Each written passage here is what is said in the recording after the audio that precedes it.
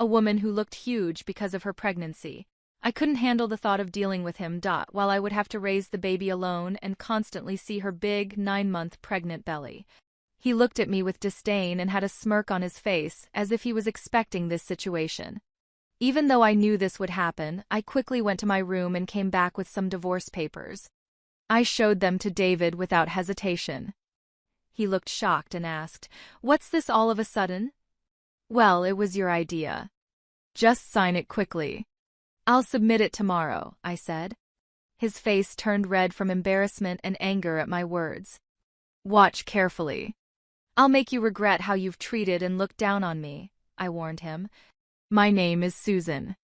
I'm 27 years old and a housewife. 2 years ago, I used to work for a mobile company. I met David, my boss, when I was 25. We quickly fell in love and got married. David, who is 3 years older than me, was very reliable, especially when he was teaching me at work. I was really thankful for his clear guidance. We became good friends and often went out to dinner. When he asked me out, I was thrilled, especially since I had never dated anyone before. It's a bit embarrassing, but I was always more interested in cartoon characters than real men. Seeing my high school and college friends getting married one after another made me feel pressured. When I fell in love with David, I promised myself he would be my first and last love. I was thrilled when we started dating and then got married a year later. David was good-looking and popular with our female colleagues. I was proud to be his wife and enjoyed all the congratulations and well wishes we received. I felt incredibly happy, not knowing what would come next. The day after we officially registered our marriage, I mentioned to David, "Now that we're married, you expect me to quit my job, right?" David surprised me with his response. "I've always wanted my wife to focus only on home matters. Don't worry, I can support us with my income," he said. "But this is so sudden." "You never told me this before," I replied. David had never mentioned wanting me to quit my job before we got married. I had taken the job based on my father's advice, and quitting without notice didn't feel right. I wanted to explain, but David's silent gaze made me stop talking. "I should have told you earlier, but it's too late now. Starting tomorrow, you don't need to go to work. I'll take care of a handover," David said. The news that I had to start staying home from work the next day hit me so suddenly that I felt dizzy. But David's decision was final, and since he had been my boss, I couldn't argue. Even though I had to leave my job without a proper goodbye, I was committed to making our marriage work. I focused on household tasks and tried hard to meet David's expectations. I cooked meals, especially his favorites, hoping for some recognition. Even though David never commented on the food, I longed for a bit of appreciation, especially after giving up my job and losing my previous recognition. One day I asked David, "Is my jacket clean? I have an important meeting tomorrow." "Yes, of course," he replied, showing his old-fashioned and commanding side. I reminded myself how lucky I was to be married to him and tried to meet his expectations. Without a personal income, I relied on David for everything. Our relationship often felt more like a boss and an employee than a husband and wife, but overall, our married life was relatively smooth. One day, I fell ill and couldn't get out of bed, feeling too weak to do housework. I planned to catch up on it the next day. David came into the room, looking angry, and demanded, "What are you doing? Get up and make some food," while kicking the blanket off me. I explained, "I'm sorry, I'm not feeling well." Instead of understanding, David scowled and said, "You don't work, and you're lying down just because you're a bit sick? Pathetic." I was shocked that he would insist on chores even when I was sick. I never expected him to be like this before we got married.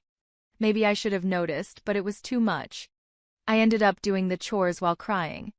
A few days later, I realized I had missed my period and felt a rush of panic. I went to the drugstore and bought a pregnancy test, which turned out to be positive. Overjoyed, I cried tears of happiness and decided to tell David as soon as he came home from work. That night, David came home after midnight, smelling strongly of alcohol and staggering as he walked. I was surprised at how drunk he was, especially since he hadn't warned me.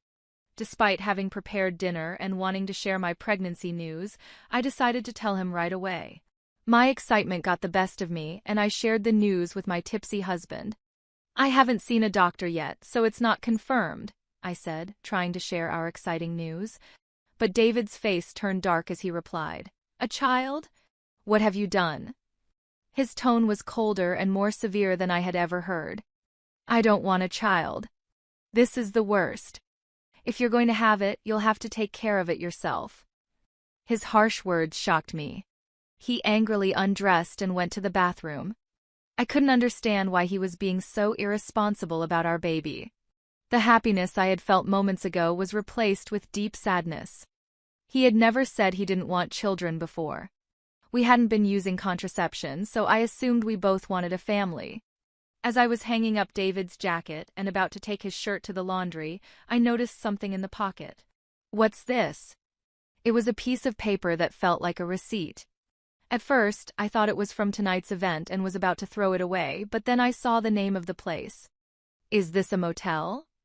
My hand shook as I realized it was indeed a motel receipt. This discovery shocked me deeply.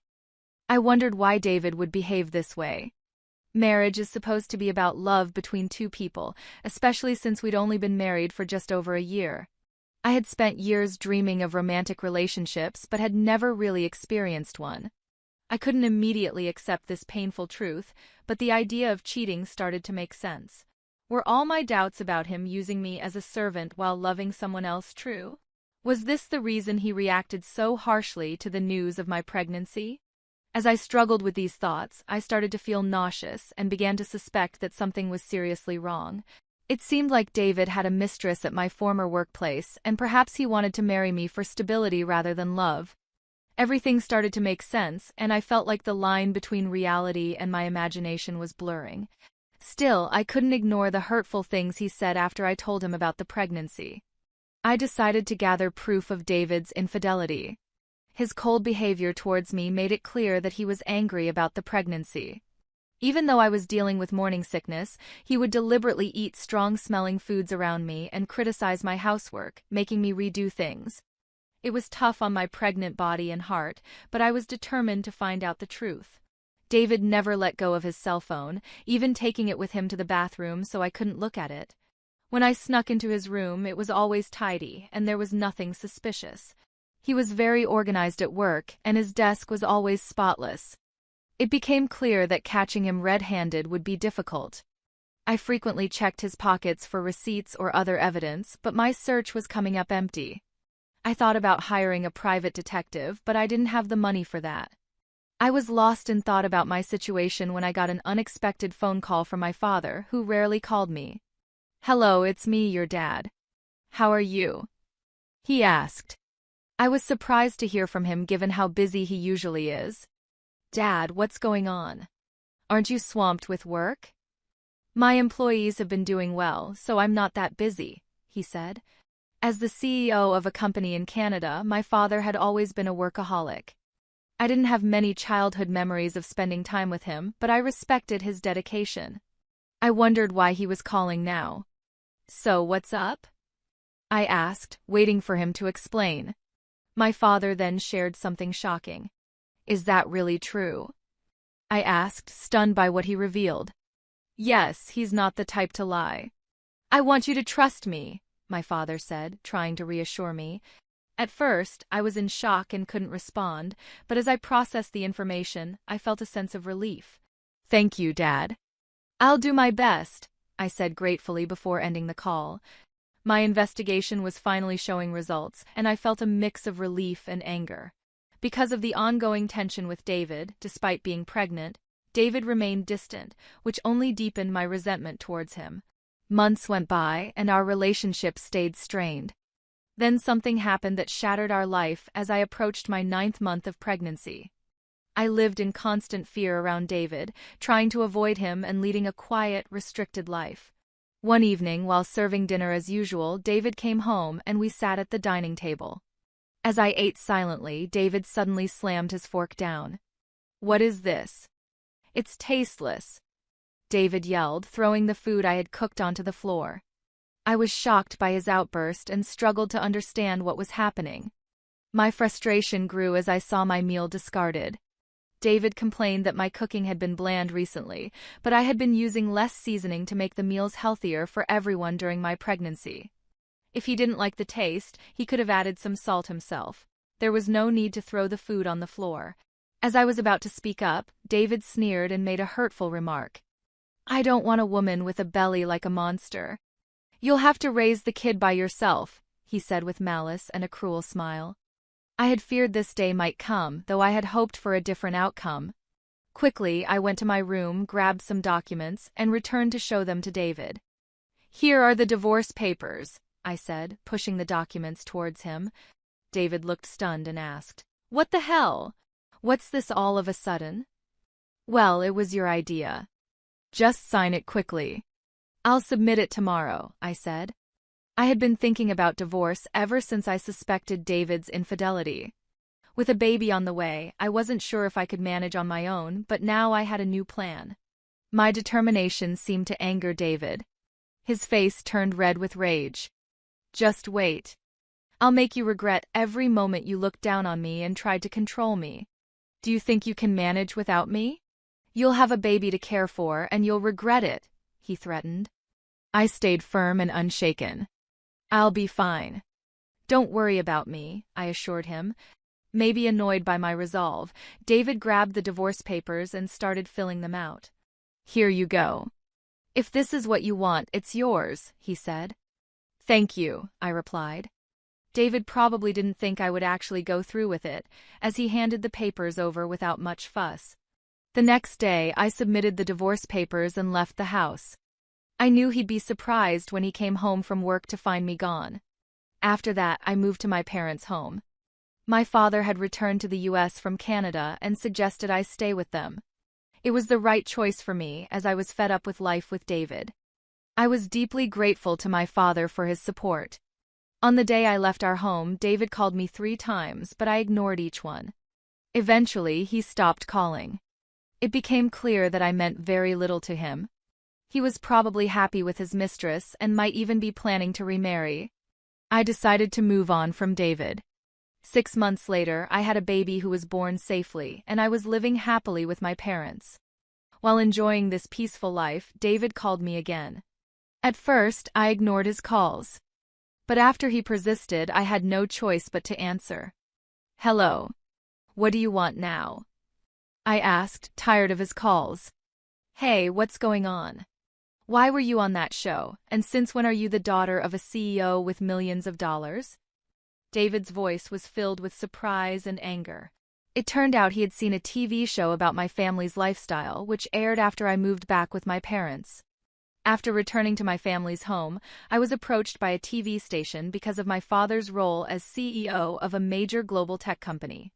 The show featured the luxurious lifestyle of CEO families, and they filmed at our house, discussing our family's wealth, which was estimated at around $10 million. I never expected David would see that show, but the reach of television is truly powerful. Oh, by the way, I didn't mention that I inherited $40 million, which is why I was able to divorce you, I said. My father had told me about this inheritance, and it gave me the confidence to live comfortably even after leaving David. David's reaction was immediate and furious. What? That's unfair. Why didn't you tell me about this before? Half of it is mine, right? Give me the money now. I replied calmly. Just as I suspected after seeing the show, all you can think about is getting money from me. Gifts from parents aren't included in the property division. And don't forget your own actions. David looked confused and asked, What are you talking about? I'm tired of your anger, David. You called me, you should know. You can't blame me for what you did. You cheated, didn't you, with your new wife who's a junior from your company? You started seeing her even before we were married, I said. David was clearly shocked by what I knew. I finally had the upper hand. Did you think I wouldn't find out? My father has many connections in your company, and one of them told me about your affair. I haven't mentioned it before, but I will be demanding child support, I declared. David, still in denial, argued, Stop kidding. Why should I pay child support? It's all your fault. You got pregnant on your own and didn't keep up with the housework. It's your fault. I was stunned by David's refusal to take responsibility and his blame shifting. I couldn't believe I had ever been married to someone so unreasonable. It was clear I had made the right decision to leave him. David, I'm broke. My wife spent all my money and now I'm in debt, he lamented. But I wasn't moved by his pleas. I was angry and incredulous at his refusal to acknowledge his mistakes. I had no desire to deal with someone so unreasonable ever again. Gripping my phone tightly, I prepared to end the conversation. What are you talking about? Do you even realize how ridiculous you sound? I never want to deal with you again. I'll have my lawyer handle the child support. Don't call me again and you won't see the child anymore. Goodbye. After expressing my frustration, I quickly hung up the phone. I blocked David's number, took a deep breath, and felt a sense of relief. It was over now, and I hoped I wouldn't receive any more calls from him. I was determined to protect my peaceful life. Just then, I heard my baby crying from the other room and rushed to comfort them. It turned out that David started paying child support every month. A former colleague of mine mentioned that David's new wife was a big spender, and he ended up using debts to cover his living expenses. It seemed David had hoped to get a share of my inheritance by reaching out to me, but since he didn't get any money from me, he was now facing more expenses than his income could handle. He struggled, possibly because things were going poorly or because he couldn't stand being looked down upon by his colleagues. Adding to his troubles, he only started searching for a new job after leaving his previous one, which led him to financial difficulties. Hearing this didn't make me feel sorry for him. I felt he deserved the hardships he was facing. The harsh words and cold behavior he showed me were unforgettable, and I hoped he got what he deserved. Meanwhile, I'm enjoying life with my parents and my baby, with no financial worries. I'm excited about the future, especially since my father mentioned passing the company on to me. I'm ready to work hard.